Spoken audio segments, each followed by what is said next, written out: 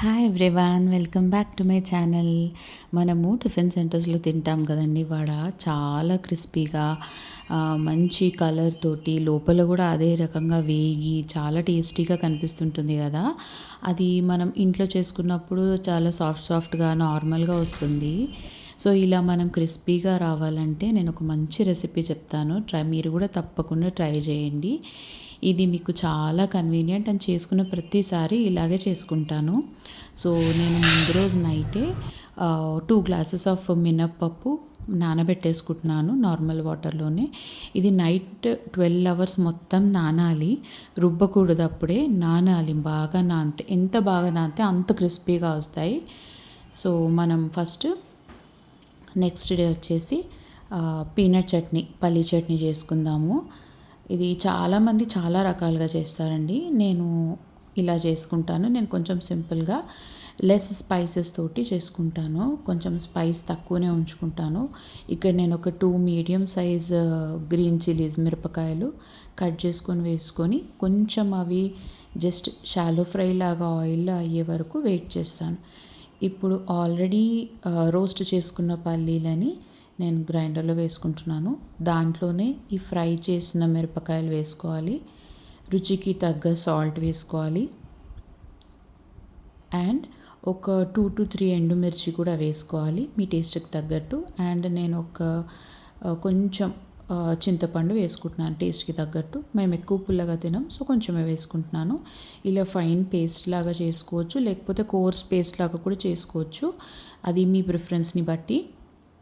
Next ఇప్పుడు మనం దాంట్లోకి పోపు వేసుకుందాం.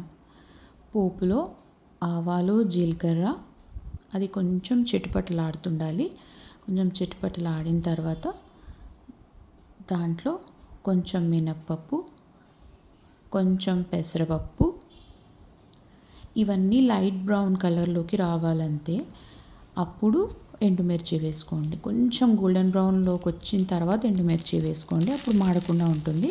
నెక్స్ట్ కరివేపాకు వేసుకొని దించేసుకోవాలి. ఇది మనం ఆల్రెడీ గ్రైండ్ చేసి పెట్టుకున్న పీనట్ చట్నీలోకి వేసుకొని బాగా కలుపుకోవాలి. సో మన పల్లీ చట్నీ అయితే మంచిగా రెడీ అయిపోయిందండి. ఇప్పుడు మనం బ్యాటర్ వైపు వెళ్దాం. నిన్న నైట్ మొత్తం నానబెట్టిన మినప్పప్పుని మార్నింగ్ లేచి బాగా గ్రైండ్ చేసేసుకోవాలి మెత్తగా. దాంట్లో అస్సలు వాటర్ పోయకూడదు. అదే ఎలా ఉందో అలాగే గ్రైండ్ చేసుకోవాలి. రుచికి సరిపడ ఉప్పు అండ్ కొంచెం జీరా వేసుకుంటున్నాను. డైజెషన్కి చాలా మంచిది జీరా. నెక్స్ట్ ఇప్పుడు కొంచెం కొత్తిమీర సన్నగా కట్ చేసుకొని వేసుకోవాలి. మీకు కావాలనుకుంటే ఆనియన్స్ వేసుకోండి, కానీ ఆనియన్స్ వేసుకుంటే మాత్రం చాలా మంచి టేస్ట్ వస్తుంది. తప్పకుండా ట్రై చేయండి. మీరు కావాలంటే 1 మిర్చి బాగా సన్నగా కట్ చేసి కూడా వేసుకోవచ్చు, కానీ నేను ఇక్కడ వేసుకోవట్లేదు. సో మీరు కావాలనుకుంటే ఒక మిరపకాయ సన్నగా కట్ చేసి కూడా వేసుకోవచ్చు. సో ఈ మిక్చర్ని మొత్తం బాగా మిక్స్ చేసుకోవాలి హ్యాండ్స్ తోటి. మొత్తం ఉప్పు అండ్ మనం వేసుకున్న జీలకర్ర, ఆనియన్స్, కొత్తిమీర, మిరపకాయ ఇవన్నీ బాగా మిక్స్ అయ్యి అంతా అబ్జార్బ్ చేసుకునేంత వరకు బాగా మిక్స్ చేసుకోవాలి. గుర్తుపెట్టుకోండి, అస్సలు వాటర్ వాడకూడదు. వాటర్ వాడితే మాత్రం పిండి లూజ్ అయిపోయి మనకు వడ సరిగ్గా రాదు. ఎలా ఉందో అలా థిక్ పేస్ట్ అట్లాగే మిక్స్ చేసుకోవాలి. బాగా మిక్స్ చేసుకున్న తర్వాత జస్ట్ ఒక 5 minutes పక్కన పెట్టుకోండి. దాంట్లో ఉన్న ఎసెన్స్ మొత్తము అంతా పట్టి మన ఆనియన్స్ వేసుకున్న దానికి అంతా పట్టి మంచి టేస్ట్ వస్తుంది. ఇప్పుడు పక్కన సైమల్టేనియస్గా ఒక కడాయిలో ఆయిల్ వేసుకోవాలి. ఆయిల్ని మీడియం టు హై ఫ్లేమ్లో బాగా వేడయ్యేదాకా పెట్టుకోవాలి. సో అది బాగా వేడెక్కిపోయింది. నేను శాంపుల్గా కొంచెం వేసి చూసాను, ఫ్రై అవుతుంది.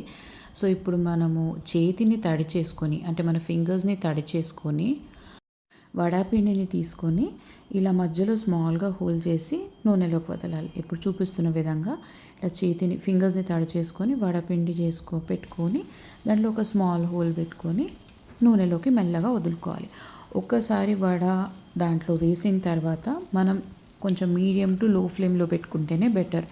ఎందుకంటే హై ఫ్లేమ్లో ఉంటే వడ అనేది బయట మాడిపోతుంది, ప్లస్ లోపల ఉడకదు. సో మీడియం ఫ్లేమ్లో పెట్టుకుంటే బెటరు. మనకి వడ కలర్ వస్తున్న దాన్ని బట్టి కొంచెం బాగా వేగాలి అనుకుంటే లో ఫ్లేమ్లో పెట్టుకోండి. ఎప్పుడు చూస్తున్న విధంగా నేను లో ఫ్లేమ్లో పెట్టుకొని వేయించుకుంటున్నాను. ఫస్ట్ 5 మినిట్స్ అనేది లో ఫ్లేమ్లో పెట్టుకుంటాను నేను. దాని తర్వాత కొంచెం కలర్ వస్తుంది అని తెలిసిన తర్వాత మీడియం ఫ్లేమ్లోకి షిఫ్ట్ చేసుకుంటాను. సో దట్ వడ బయట క్రిస్పీగా ఉంటుంది అండ్ లోపల కూడా సాఫ్ట్గా మంచిగా కుక్ అయిపోయి ఉంటుంది. అస్సలు గుర్తుపెట్టుకోండి, హైలో మాత్రం పెట్టి వేయించకూడదు. బయట అయితే క్రిస్పీగా వస్తుంది కానీ లోపల అస్సలు ఉడకదు, ముద్ద ముద్దగా ఉంటుంది, అస్సలు తినలేము కూడా.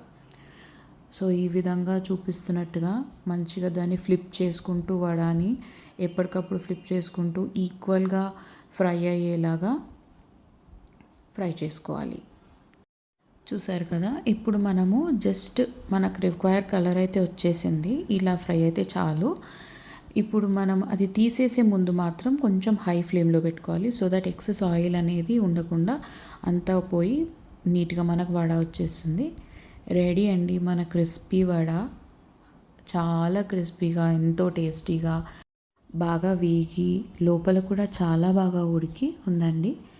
చూడండి, చూసారు కదా ఎంత క్రిస్పీగా ఉందో అండ్ లోపల కూడా బాగా వేగిపోయింది. అదిగోండి మన వడ. ఇప్పుడు ఇది మీరు పీనట్ చట్నీతో పెట్టుకొని హ్యాపీగా ఎంజాయ్ చేయొచ్చు. చూసారు కదండి మన tiffin centre style crispy deep fried vada. So ఇదండి ఇవాల్టి మన రెసిపీ. ఇలాంటి మోర్ ఫుడ్ వీడియోస్ కోసం, రకరకాల రెసిపీస్ కోసం, both veg and non veg tiffins and sweets కోసం like, follow and share. Thank you.